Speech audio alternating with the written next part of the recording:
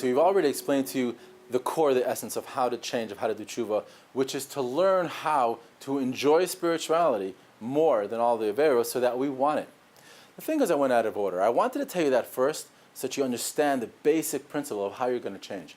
But there's actually, chronologically speaking, something you need to do first.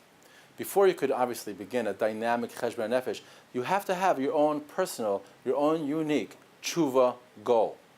And this is something that actually, surprisingly, a lot of people just kind of skip. And they're like, okay, I got to do tshuva, so what's it going to be?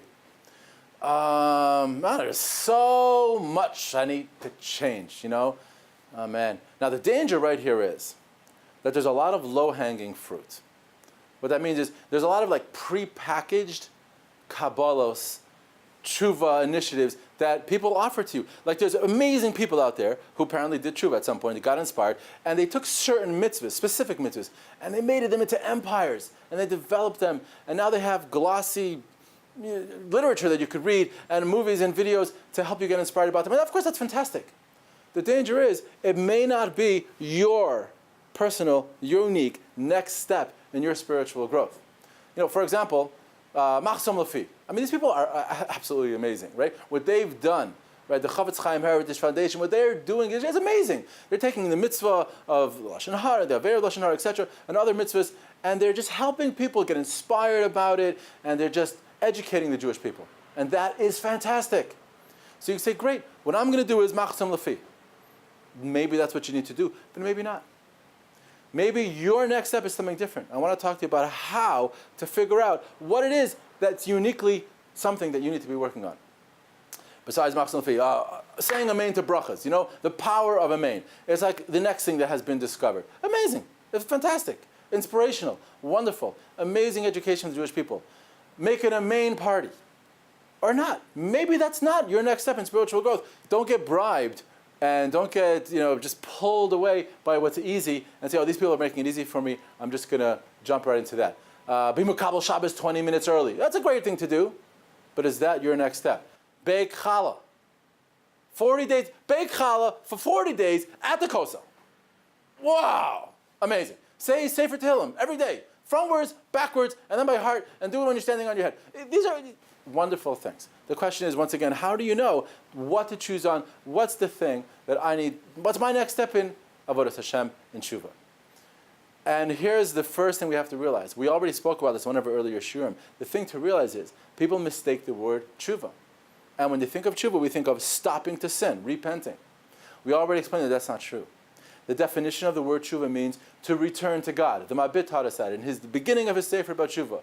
Kirva lashem meirichuk hachet. Of course, chet causes richuk, causes distance. But tshuva means returning to God from that distance. So of course, stopping to sin is a necessary part of that process because sin causes distance.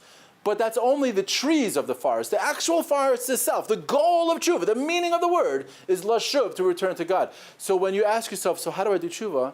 The first step is, well, what is tshuva? Why do I want God? Do I want God, and why do I want God? What does spirituality mean to me? That has to be an exciting, positive goal. If we're not excited, if we're not passionate about spirituality, what are the chances we're going to succeed? Anything that's difficult in the world, if you're not passionate about it, chances are you're not going to succeed. And guess what? Getting into the nitty-gritty of this affair or that, that's the kind of stuff that after a while wears you down. So you made a Kabbalah and you decided, I'm going to help this organization package food for poor families, for Shabbos, and I'm going to... So great. So at the time that you were inspired, you did that, and it was amazing. But you know what? 2 months later, you're not feeling the same inspiration anymore. It's hard to keep it going. The goal cannot be stopping to do this Aveira or starting to do this mitzvah. The goal has to be, why do you want spirituality? What excites you about it? So this is the first question that's involved in choosing a spiritual goal. And it's finding out, why am I passionate about spirituality?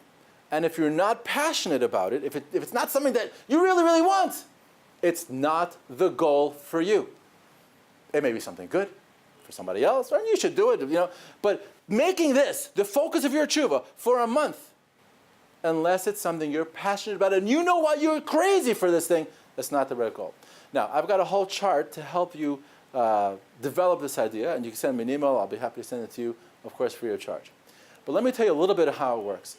One of the most useful questions that I found to ask in order to figure out why I want spirituality is which Averos keep knocking me down. And now we're going to pay attention to Averos. You see, once again, we said the first thing is don't pay attention to Averos. Pay attention to what you want. Tshuva means getting to Hashem. Yeah, I know.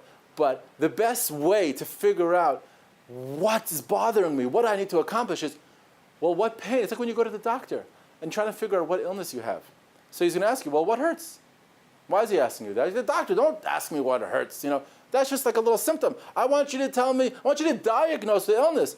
He says, yeah, I know, but the only clues I have are your symptoms. So talk to me about your symptoms. You have a rash on your skin. Even those are superficial indications. Those are not the essential thing. But that's the only way I have of figuring out what the illness is. So spiritual illness means that we're far from Hashem. But our symptoms, what's going to help us figure out what we're really looking for, is which Averos are bothering me.